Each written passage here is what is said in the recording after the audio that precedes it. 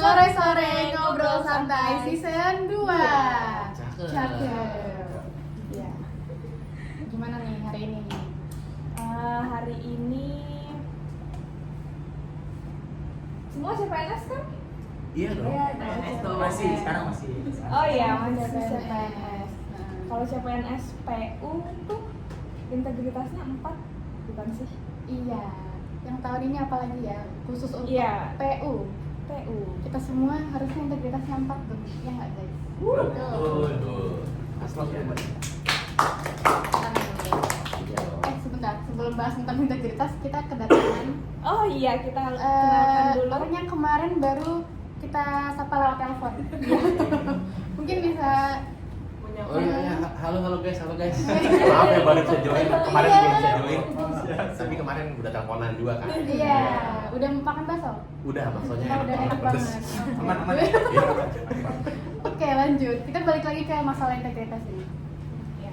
Menurut kalian integritas 4 tuh ada ngaruhnya nggak sih? Kayak untuk apa gitu? Ya sebenarnya tujuannya tuh apa? Dia berpengaruh terhadap apa sih? Kalau menurutku ya, integritas 4 tuh sangat-sangat penting sih. Karena kembali lagi, kemarin itu kan kita tes itu sebenarnya bukan kompetensi tapi potensi. Yang mana potensi itu adalah wadah atau mungkin kemungkinan kita untuk mencapai angka tersebut atau level tersebut gitu. Dan itu penting di PU karena kalian tahu sendiri di PU itu seperti apa. Mungkin teman-teman ada yang bisa jelasin isu-isu yang ada di PU ini. Iya, di PU itu kan memang ini tentang infrastruktur kan, Yes. penyelenggaraan infrastruktur, dan memang dikenal sebagai tempat yang basah untuk melakukan tindakan-tindakan yang tidak baik. Tidak baik. Yang basah ya. Basah itu apa, Iya. Mbak? Sama tahu. Kita sama-sama tahu. Iya. Korupsi, dan ini pun memang di Indonesia juga kan angka indeks persepsi korupsi kita tuh masih rendah, 37/100. Nah, Seru banget ya. dan ya kita sebagai CPNS mungkin kenapa harus 4? Karena ada potensi masalah itu sehingga kita juga harus memiliki integritas yang tinggi gitu. Iya. Preventif kan ya? Biar nggak terjadi lagi. Iya, betul. Biar budaya yang kita ada sekarang nggak berlanjut ke generasi berikutnya. Mungkin bisa dianggap sebagai harapan juga kali ya. Dengan adanya kita yang punya potensi integritas yang 4, mungkin di masa depan kita bakal punya kompetensi yang 4 juga di integritas. Semoga. Sehingga kita bisa mengubah sistem yang udah ada sekarang yang dirasa masih kurang baik mungkin ya. Tuh. Tapi balik lagi, aku berpendapat ini. Ini kan ukuran integritas, ukurannya dengan sebuah sistem gitu loh. Cara mengukurnya. Ada metode pengukuran, otomatis ada metode penilaian.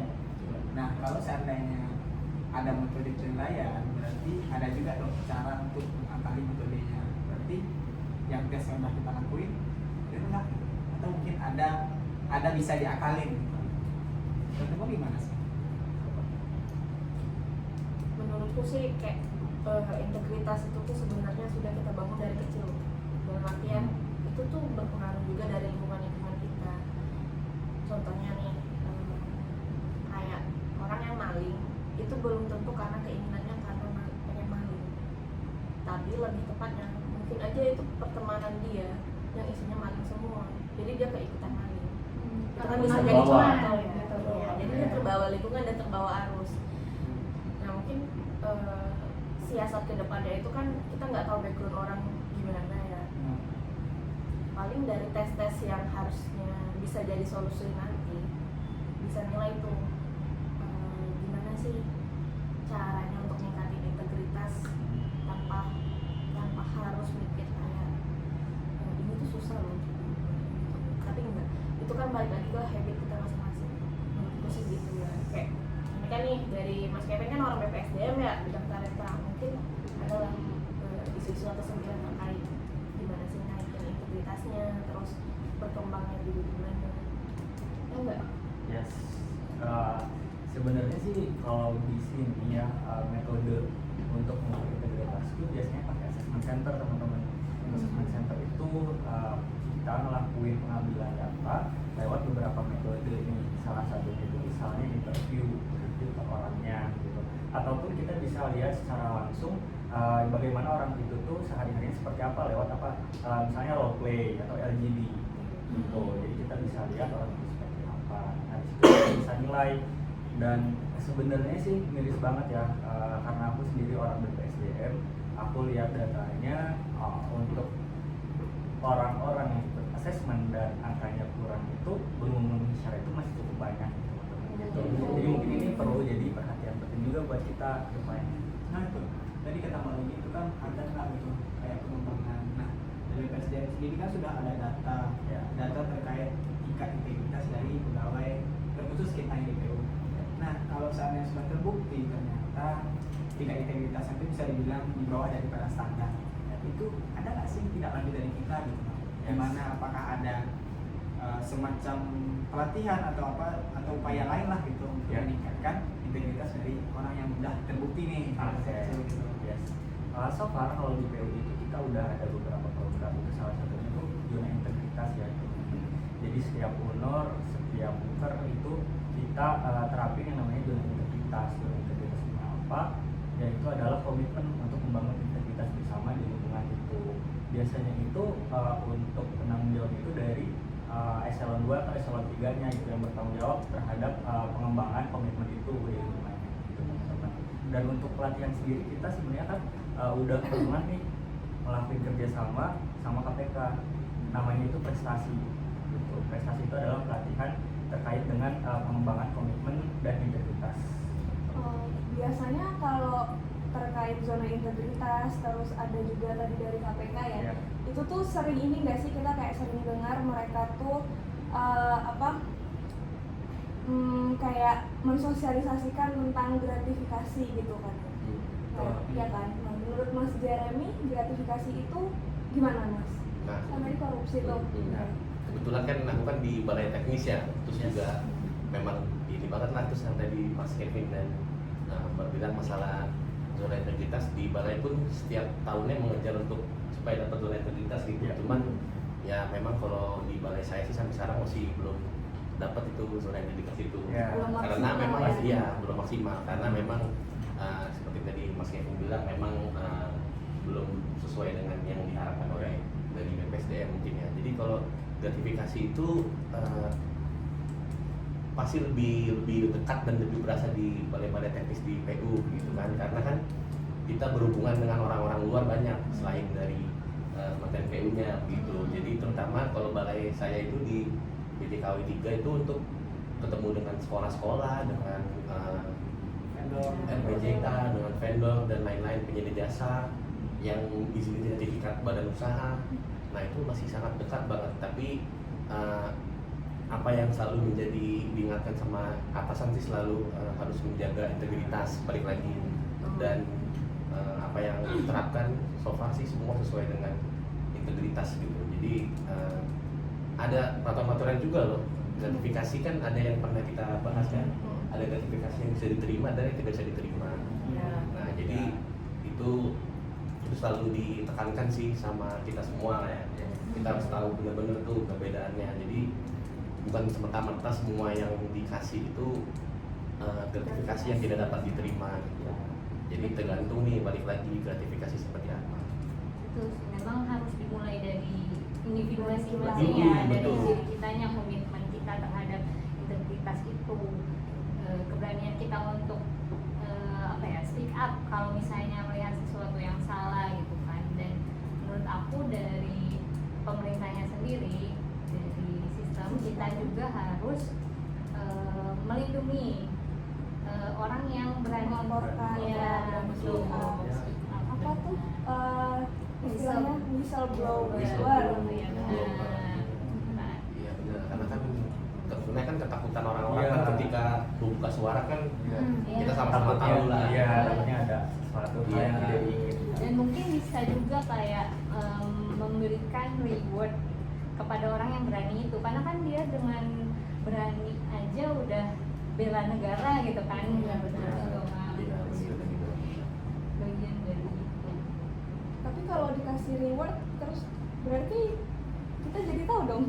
whistleblower. Nah itu kan strategi pemberian rewardnya kan bisa di ini Apa lagi, lagi? Nggak harus bisa ya. nggak harus dipublikasikan gitu. Oh, kalau reward tuh gratifikasi bukan mas?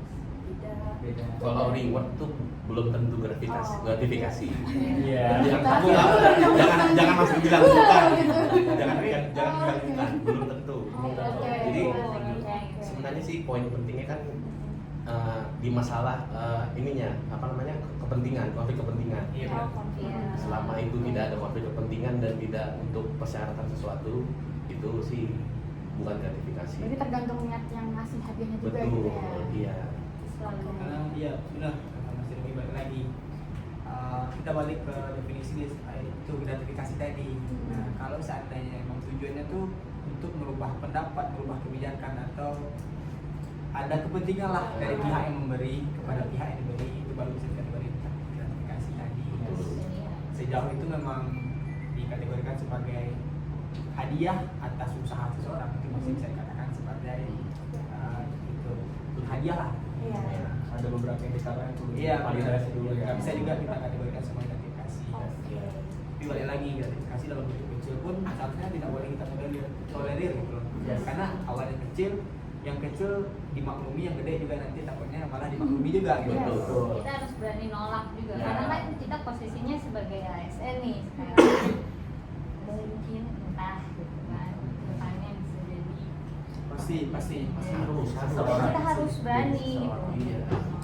Iya, integritas 4 kan ada. ya harus dipertahankan Dipertahankan dan diaplikasikan gitu. Betul.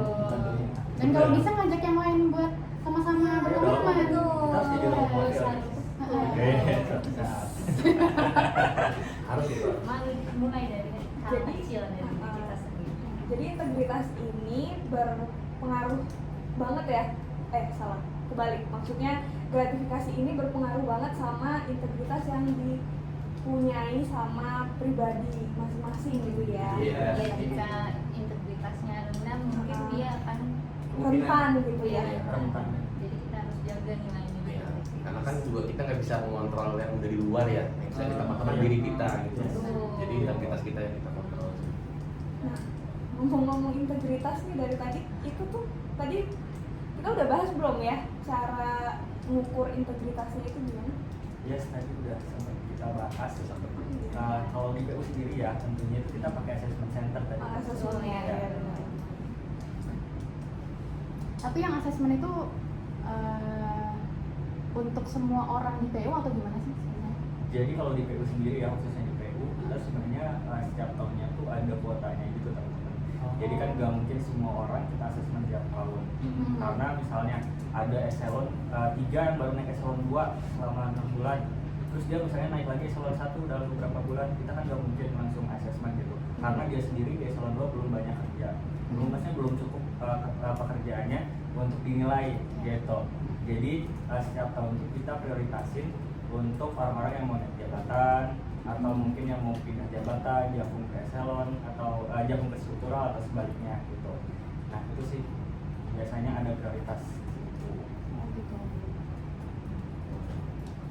Mungkin asesmen tadi sama mungkin ada apa namanya program-program dari PU kayak zona integritas tadi mungkin bisa ngebuat PU ini jadi lebih better juga kali ya ke depannya. Itu kayak termasuk usaha-usaha yang dilakukan. Betul. Iya. Hopefully sih itu jadi dasar yang mungkin jadi awalan Iya. Pemerakarsa gitu. Kedepannya semoga ada program-program yang lebih efektif gitu harapannya ya. Iya. Semoga. Semakin baik. Semakin Baik. di depan. Iya. Ya, semoga itu. Pikiran Iya. si Ye gitu ya, pikiran si Ye ya. Semakin di. Komen. Iya. Nah, kira-kira menurut teman-teman nih ada nggak sih solusi yang inovatif biar biar PU itu bisa lebih baik lagi ke depannya gitu. Kalau untuk saya sendiri ya, karena masih di dalam posisi CPNS, aku baru bisa berkontribusi untuk ya menanamkan nilai-nilai itu dan tetap berkomitmen gitu kan, nilai-nilai ya, karena kan apa namanya berani menolak, terus kita jujur dan lain-lain, itu kan apa ya, udah gimana ya, menunjukkan kita patuh gitu kan terhadap hukum dan Pancasila tuh.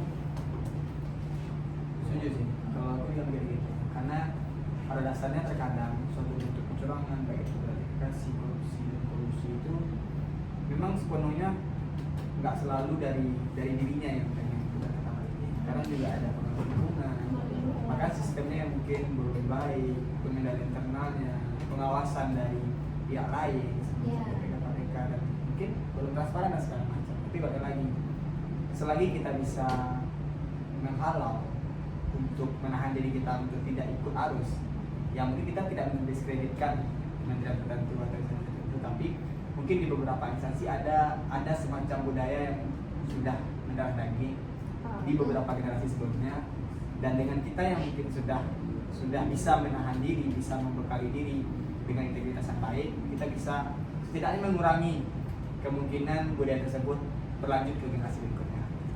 Ya. Balik lagi ke diri kita masing-masing. Dan semoga di generasi berikutnya seperti cita-cita Republik Indonesia 2045, semoga hal tersebut sudah sepenuhnya hilang. Amin. Semoga kita di sini di antara dan sini menjadi salah satu pemimpin yang ada di generasi berikutnya. Amin. Bisa. PUJ ya. Itu prediksi. Prediksi. Semua kita masih. Iya. Dan nih ngomong-ngomong besok weekend nih, nggak pada mau udah dulu nih ngobrol-ngobrol ya buat nyiapin besok. Udah kali ya. Boleh sih Iya. ya. Kita bisa lanjut lagi. Iya bisa lanjut lagi ya. Oke guys. Bye bye. Giliran gua cepet banget, buset mau mana sih? Giliran gua cepet banget. Sabtuan ini coy. Udah kita tutup aja kali ya. Semoga perbincangan dan obrolan kita hari ini bermanfaat untuk kita semua. Iya. Para Amin. penonton juga. Sekian dari kami. Bye bye.